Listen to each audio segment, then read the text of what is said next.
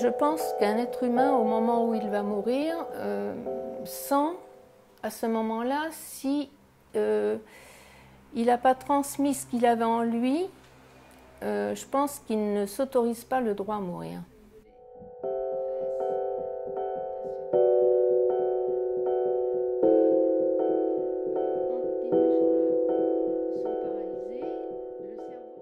J'ai deux maladies qui ont évolué en même temps, la sclérose en plaques et la discopathie dégénérative, ce qui crée une paralysie, des douleurs mais une paralysie également.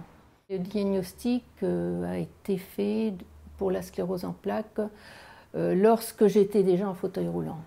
Je suis quand même tombée sur ce neurologue qui a fait le diagnostic, mais la maladie, bon, il a essayé de me donner des traitements lourds, ce qu'ils avaient l'habitude de donner, donc des doses de cortisone en perfusion, des doses massives, une chimiothérapie pendant 10 ans.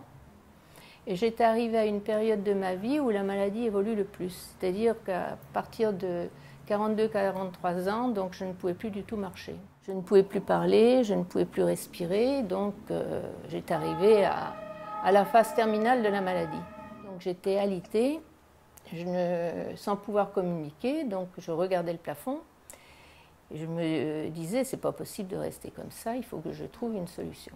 J'étais vraiment prisonnière de mon corps et le sens de la liberté pour moi c'était pouvoir se mouvoir comme on voulait.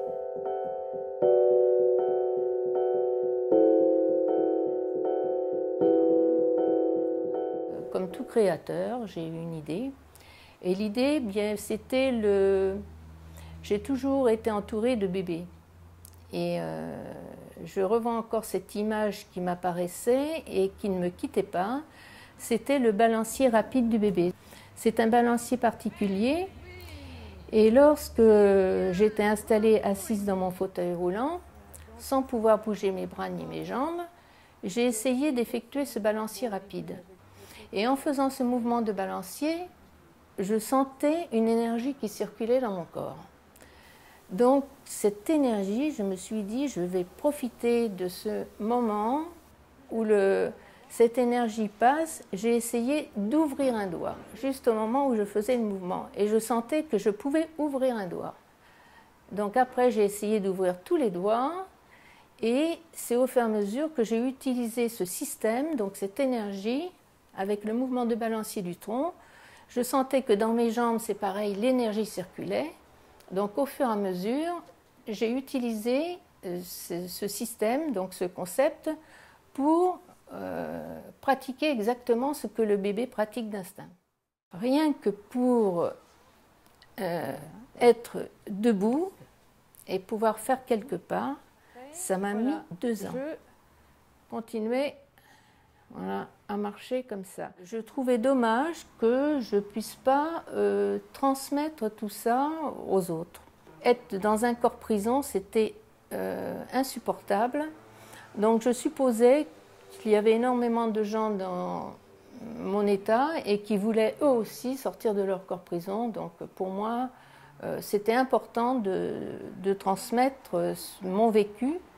Donc j'ai voulu déjà expliquer mon expérience et ce que j'avais fait pour me mettre debout.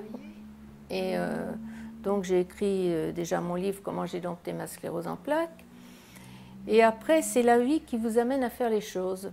1 mois après la sortie de mon livre, j'ai eu mon frère qui a eu son accident de la circulation. Il a été victime d'un alcoolique, comme il le dit, et il est resté paraplégique. Donc à ce moment-là, je lui ai dit, est-ce que tu veux que je t'enseigne mes idées et de voir si ça ne peut pas t'améliorer. Pour essayer à ce qu'il reprenne de la force dans les jambes, je le mettais sur un fauteuil verticalisateur où il était bloqué sous les bras pour qu'il réussisse en position debout à tenir avec tous les muscles du tronc et que la musculature des jambes réussisse à se renforcer. Je trouve que c'est important dans la vie. Si on a une bonne expérience, pourquoi pas la transmettre à quelqu'un pour aider les autres.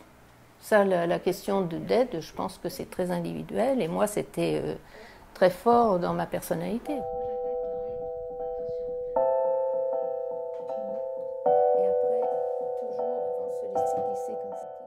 Vouloir vivre autrement et faire ce que l'on veut de son corps pour réussir à faire ce que l'on a envie, c'est le moteur de toute action. Je peux dire que je n'ai jamais de moment de répit, en ce sens que le handicap est là, très lourd, très profond, et que malgré tout, je dois toujours être vigilante sur tous les mouvements de l'ensemble de mon corps. Un combat fondé sur la volonté de vivre et la volonté de vouloir toujours apprendre, transmettre et découvrir des choses.